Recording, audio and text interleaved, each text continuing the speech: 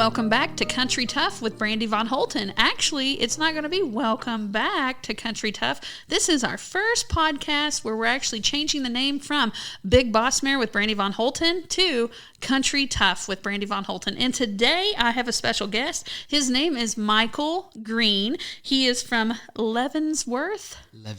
Leavenwor. Okay, I got to make it singular, not plural, right? Leavenwor, Kansas. And he is with Watkins C Ranch. So tell us all about your ranch. Yeah, well, first of all, thank you for having me out today. We got the awesome tour of the place, and this was phenomenal. Absolutely loved coming out here. But just a little background about the Watkins C Ranch. We are a 3-generational family that we're still operating today. It's got started by my grandpa, Charles Watkins. And is that the C for Watkins C? Yep. Okay. There's a fun little story with the shape of the property that he first had. Looked like a C. It was shaped in a C. So a lot of people would assume it was Charles. That's why the C was in there, but the first originated was because the property was a C. Okay. Do you know our property is we've been in the same family we're the 4th generation, so I love hearing another facility that's 3 generations, and ours is called Von Holton Ranch. It's our last name. But I think that we look like an old school telephone because we come together where the creek is, and then we have like bulbs on both sides. So I think we look like an old telephone. But children are not going to know what that means because they're going to think telephones are just a rectangle that they, can put on speakerphone. But everybody else, if you had to put your finger in there and dial or press, and if it was ever hung up on a wall, you'll know what I'm talking about. Yeah, I think we got rid of the house phone when I was in 2nd grade. Okay. So, yeah. But no, back to just what we do. We do trail rides and lessons, and recently just launched our glamping experiences. So we serve mostly, it's funny, we're in Leavenworth, but most of the people we serve are in Fort Leavenworth and Kansas City. And so one of our biggest missions was to be able to reach out to the 98% of people that don't really get to experience the horse and experience the Western culture, and be able to bring those folks out there. Okay. All right. So I'm expecting that you get to hear the word horsey. Look at the horsey. And then, oh my gosh, I'm laughing. And there's probably an adult listening to this being like, what? They're not called horsies? And then they think if they take the reins and go up and down with the reins, like, yeah, then that makes them go. Yeah. And then I've had people before, like we used to do guided trail rides here, but I don't rent my horses out anymore. So this is wonderful to have you. And there's another business called Travanov, or I don't know how to say it, but they have horses where the person doesn't have to have them. They can come out. So y'all are in opposite directions. It works out perfectly for me because I have places to send people. But I've had people that they thought that horses want to be ridden so bad, like they're like a dolphin out in the ocean just ready to save you. And then they tell me, I've watched Heartland. And I'm like, shh. Be quiet, honey. Here we go. Here, let me show you some basic commands because a lot of people have not been around horses. Yeah. So, have you ever had anybody show up in a skirt or in high heels or yeah? Oh, we've had some interesting ones. We've had. I'll just say there was a bachelorette party that came out. All right. And yeah.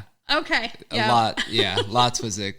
Yeah, we had to tell them to go back and get some appropriate clothes to wear. Oh, man. But yeah. I've had somebody show up in wedge shoes before, and they were like, this is the closest thing I have to a boot. And I was like, it's going to work then. Yeah. It'll work. I put them on our best horse, but we don't do that anymore, But yeah, a lot of people have not been around large animals. People are either petrified of them or they have no fear. Right. And I'm like, you have to keep your hands on the reins. Yeah. They're like, but I want to take pictures. And I'm like, do you realize that you're on another animal? I always tell people we specialize in the entertainment side of the horses, right? So our horses are, 2 of them actually just a couple days ago, we had to put one down. He made it to 40 years old. Wow, Yeah, that's amazing. He's all three That's generations. a testament. That's a testament to your family's equine care. Yeah, it helps that my stepdad's a veterinarian as well. Oh, so, okay, that does help. But yeah, we're left with the last two that have seen all three generations. That we had three left, and those girls, they go out, they know the trail. Most of the time, you could put the reins down over the saddle horn. They just want to. They know their job. Yep, They're know just their like, job. here you go. But lots of selfies are getting taken. Lots of turning around, listening to me. I mean, it's definitely the entertainment side. So I have a horse named KTM, and I actually write children's books in addition to having our horse trail riding facility, and it's called Adventures at Von Holton Ranch. And the first book is called KTM, and the next book is JoJo. But KTM, I got his mom when I was 8 years old. Oh, wow. And then KTM is her last baby. So that horse he's more like a brother to me. I know that kind of sounds weird, but he's kind of ornery, but I love him. But then he'll get mad, but then he doesn't do anything to hurt me. And he's a good horse, but I swear we're like brother and sister.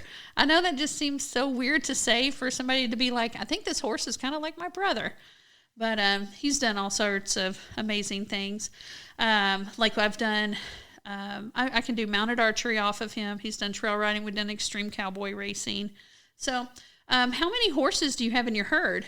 Right now we are at 7. Okay. Back before 2020, when we reopened back in Kansas City, we had about 20 horses. Wow. And what I realized was less is more sometimes. Oh, yeah. It wasn't bad with the economy, but when the economy shifted on us in 2020, we were like, all right, we need to cut the herd down and manage our time better. And then that way we can focus on, those 7 horses, keeping them healthy, happy, and still doing their jobs.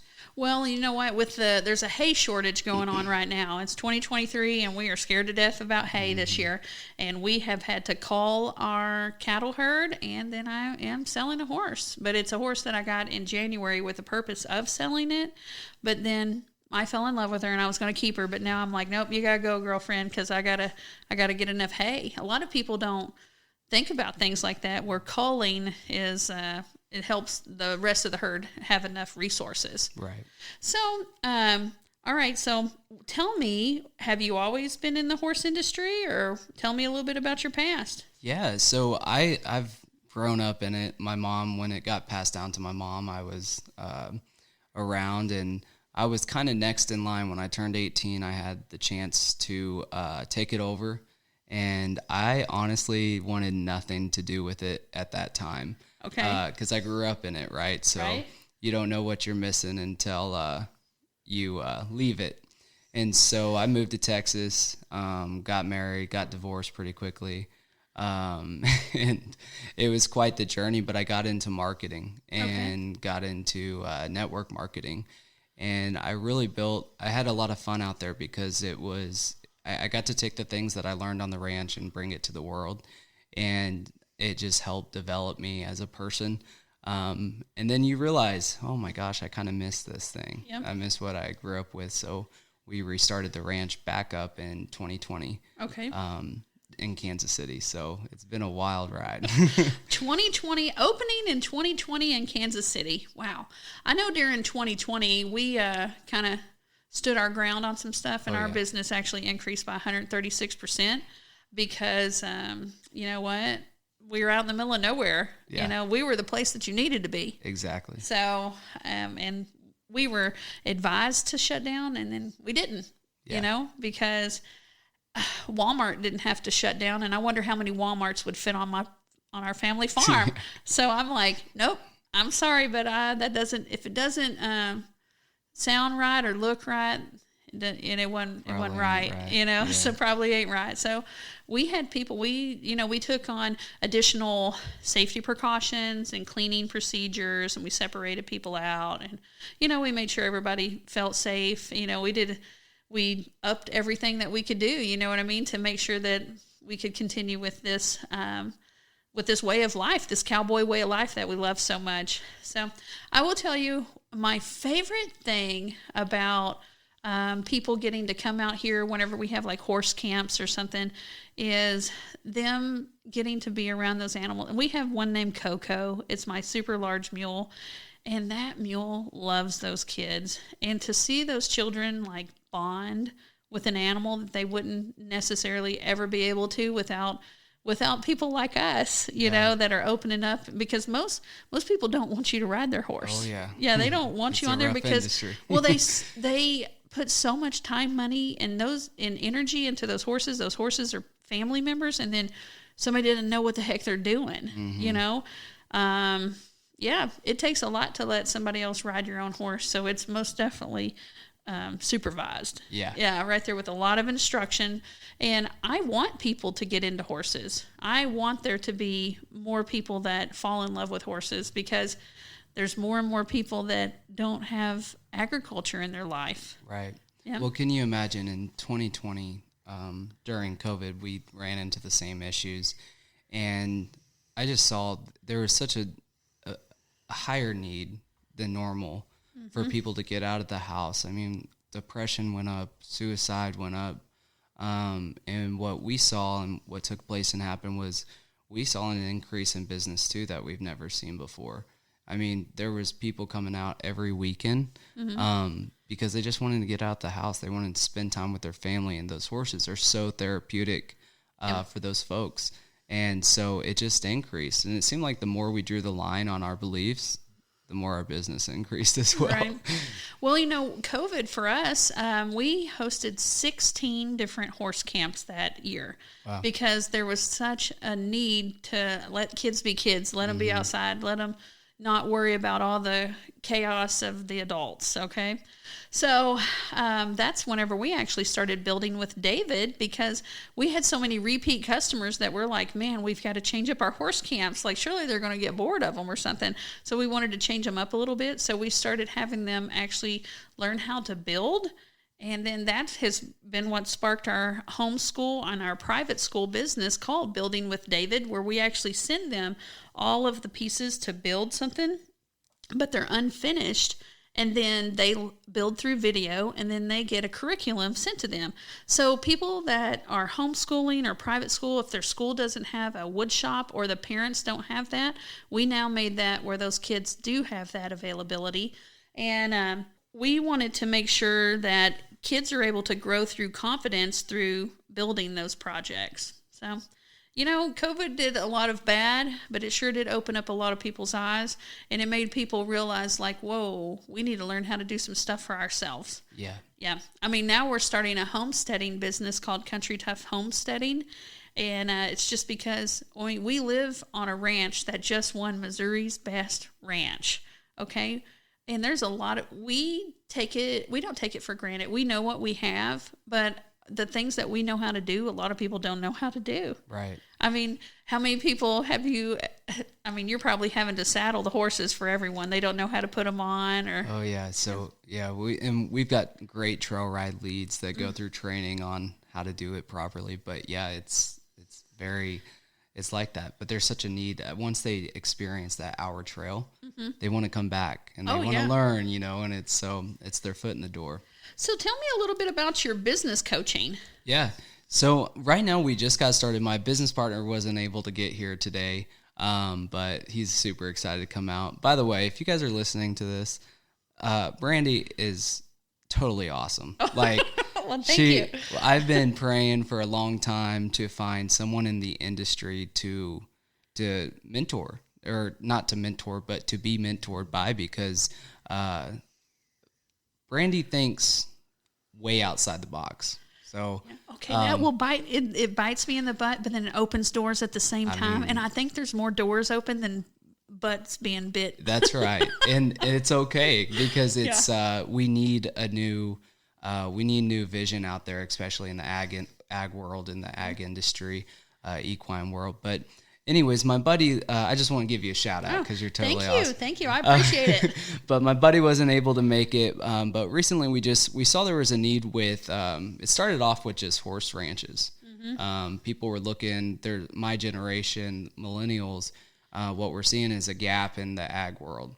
And so some people are getting handed this land and they want to kind of escape. They want to get back to the basic stuff of what made us who we are, and slower life, kind of back to what you were talking about, starting the Bill with David and the homestead business. They want sometimes less is more. Yeah. Less is more. Yeah. Yeah.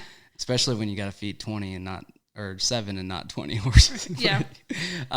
But so we started this consulting business for ranches, and then it kind of turned into just normal businesses because we understood the power of social media and marketing and branding. And so that kind of took a couple leaps this year, and we're just seeing what God has for us. Yeah. Yeah. That's what, I have found myself in that way because, man, I have done some things wrong and I've done some things right. And do you know that first year business, like if you own a self-owned business, right, you have a 50% chance of not making it past that first year. Mm-hmm. Franchises have a 95% success rate for the first year, and then it only goes down a little bit from there. But if you own your own business and it's a small business, 50% of them do not make it past the first year. Well, you know what? That's a bunch of bull crap. And so it takes people that have, I've got a pretty rough story. Michael's got a pretty rough story, and it's going to take people that have went through some stuff and learned how to end up successful on the other side of that to get you through it. Yeah. And so we're walking the walk and talking the talk because we both have businesses that are excelling, and then we want to help people with that. So, and then here we are. We're both in the equine industry. We've both doing business coaching. And looky here, guys, it is community over competition all day, every day. The way of the world in the past, whenever you had to hate the person that did the same thing with you, there's no future in that. Yeah. Okay, the agriculture world is so small. Mm-hmm. Okay, so you said only 2% of the world is agriculture, or 98%? Yeah, just using those numbers. Just 2%, we wanted to reach out to 98, the ones that aren't involved. Right. Yeah. So that means we're a small population, so there's enough to go around for everybody. Amen. Yep. And if 50% of all small businesses are failing that first year, y'all need to get a coach. Every successful person, all of those successful athletes that you see, you know how many coaches they have? Okay, more coaches, more income. Think about it, okay? I used to be a school teacher also. I had professional development. You cannot have professional development and stay current. You will become stagnant, and anything that is stagnant, it grows nasty stuff and it stinks. Yeah. Okay, there's no future in it. You need to keep your mind churning. Technology today and marketing today is not what it was in the past. My husband used to just buy a place in the yellow pages, and it cost him so much money. And one year they didn't get in there because something happened, and it just plummeted their sales. Those days are over with. Okay, I don't even know if yellow pages still exist. I don't even know if phone books exist. I don't think so. I don't know. So, anyways, guys, I just wanted to give a brief intro because we both have these crazy schedules, but I will most definitely have Michael Green back. And if they wanted to find you, where do they look you up at? You could just go to www.watkinscranch.net or just find me on Facebook. Okay, let's spell that one more time. So your website is WATKINS and then C Ranch. .net. Yes, ma'am. Okay, so there was the website. Now tell us the social media. And then social media, Facebook's good, Michael W. Green, and you'll see a picture of me in a cowboy hat with my new baby. Oh, okay. Yeah. All right. And then if you'd like to find myself, Brandy Von Holton, Brandy just spelled with a Y, and then Von Holton. Now there's no A in that, okay? Because I used to do a whole bunch of professional fighting. I'd tell people if they put an A in my last name, I'd kick their A. But it's VONHOLTEN, Von Holton, because my husband and I are perfect 10. That's because he's tall and skinny and I'm chubby in a circle. Okay, so Von Holton. So you can go to brandyvonholton.com or you can look up Von Holton Ranch. We believe in our ranch so much, we put our last name on it. I love it. Yep.